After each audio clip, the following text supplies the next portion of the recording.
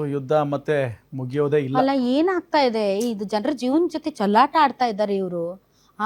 ಇಸ್ಲಾಮಾಬಾದ್ನಲ್ಲಿ ಆ ಮುನೀರನು ಶರೀಫನು ಏನೋ ಮಾಡ್ಬಿಡ್ತೀವಿ, ಏನೋ ಇದಾಗ್ಬಿಡುತ್ತೆ ಅಂತ. ಬಾಬಾ ಏನು ಬಿಲ್ಡಪ್ ನೋಡ್ಬೇಕು, ಇಡೀ ಪ್ರಪಂಚದಾದ್ಯಂತ ಅದೇ ಸುದ್ದಿ. ಹೌದು, ಮಾತುಕತೆ ನಡೀತಾ ಇರುವಂತಹ ಸಂದರ್ಭದಲ್ಲೇ ಒಂದು ಫೋನ್ ಬರುತ್ತೆ. ಯಾರ್ದು? ನೇತನ್ಯಾಹು ಅವ್ರದ್ದು. ಆ ನೇತನ್ಯಾಹು ಅವ್ರದ್ದು ಫೋನ್ ಕಾಲ್ ಬರ್ತಾ ಇದ್ದ ಹಾಗೆ JD ವ್ಯಾನ್ಸ್ ಟೋನ್ ಬೇರೆ ತರ ಬರುತ್ತೆ, ಬದಲಾಗುತ್ತೆ.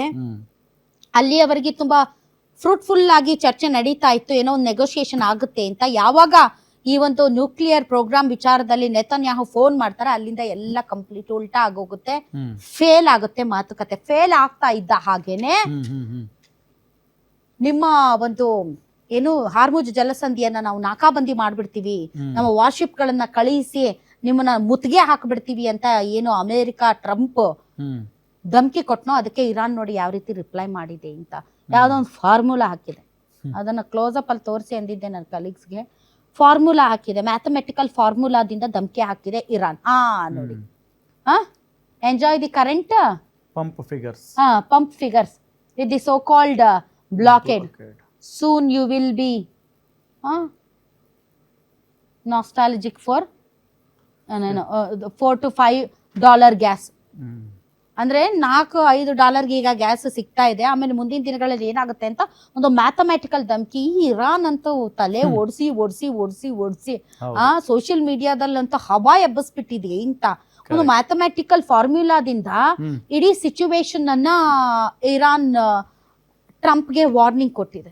ಅಂದ್ರೆ ನೀವೇನಾದ್ರೂ ಈ ಬ್ಲಾಕೆಟ್ ಅಂದ್ರೆ ನಮ್ಮ ನೇವಿಯನ್ನ ಏನಾದ್ರೂ ತಾವು ಮುತ್ತಿಗೆ ಹಾಕೋದಕ್ಕೆ ಅಥವಾ ಹಾರ್ಮುಜ್ ಜಲಸಂಧಿಯನ್ನ ತಾವೇನಾದ್ರೂ ಮುತ್ತಿಗೆ ಹಾಕೋದಕ್ಕೆ ಬಂದ್ರೆ ಇನ್ನು ಇಡೀ ಪ್ರಪಂಚದಾದ್ಯಂತ ತೈಲ ಬೆಲೆ ಜಾಸ್ತಿ ಆಗುತ್ತೆ. ತೈಲ ಬೆಲೆ ಜಾಸ್ತಿ ಆದ್ರೆ ಬೆಲೆ ಏರಿಕೆ ಜಾಸ್ತಿ ಆಗುತ್ತೆ. ಬೆಲೆ ಏರಿಕೆ ಜಾಸ್ತಿ ಆಗಿದ್ರೆ ಅಗತ್ಯ ವಸ್ತುಗಳ ಬೆಲೆ ಜಾಸ್ತಿ ಆಗುತ್ತೆ ಮತ್ತು ಆಹಾರ ಪದಾರ್ಥಗಳ ಬೆಲೆ ಜಾಸ್ತಿ ಆಗುತ್ತೆ.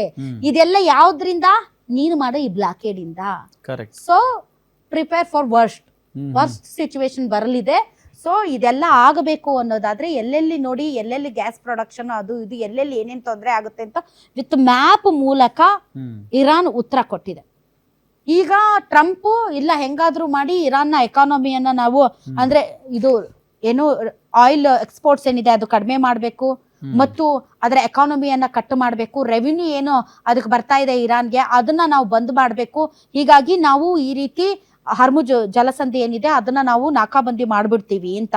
ಅಷ್ಟೇ ಅಲ್ಲ, ಗ್ಲೋಬಲ್ ಎನರ್ಜಿ ಮೇಲೆ ನಮ್ದೇ ಒಂದು ಹಿಡಿತ ಇರಬೇಕು ಅನ್ನೋ ರೀತಿಯಲ್ಲಿ ಪೊಲಿಟಿಕಲ್ ಪ್ರೆಷರ್ ಹಾಕಬೇಕು ಅನ್ನೋ ರೀತಿಯಲ್ಲಿ ಇವರು ಈ ರೀತಿಯಾದಂತ ಒಂದು ನಾಕಾಬಂದಿಗೆ ರೆಡಿ ಆಗಿದ್ದಾರೆ. ಬಟ್ ಇರಾನ್ ಕೂಡ ನಾವು ನಿಮ್ ವಾರ್ಶಿಪ್ ಏನಾದ್ರೂ ಎಂಟ್ರಿ ಆದ್ರೆ ಇದನ್ನ ನಾವು ಏನಂತ ತಿಳ್ಕೊಳ್ತೀವಿ ಅಂದ್ರೆ ಆಕ್ಟ್ ಆಫ್ ವಾರ್ ಅಂತ ತಿಳ್ಕೊಂಡು ನಾವು ಬೊಂಬಾರ್ಡ್ ಮಾಡ್ಬಿಡ್ತೀವಿ. ಸೊ ಇದು ಇನ್ನೂ ದೊಡ್ಡ ಪ್ರಮಾಣದಲ್ಲಿ ವ್ಯಾಪಿಸ್ತಾ ಹೋಗುತ್ತೆ. ಇದರಿಂದ ಇಡೀ ಪ್ರಪಂಚದಾದ್ಯಂತ ದೊಡ್ಡ ಸರ್ವನಾಶಕ್ಕೆ ಮುನ್ನುಡಿ ಬರದಂತೆ ಅಂತ ಹೇಳ್ತಾ ಇದೆ. ಈ ತಲೆಕೆಟ್ಟ ಟ್ರಂಪ್ ಅದೇನೇನು ಮಾಡ್ತಾರೋ ಏನ್ ಕತೆನೋ ಗೊತ್ತಿಲ್ಲ.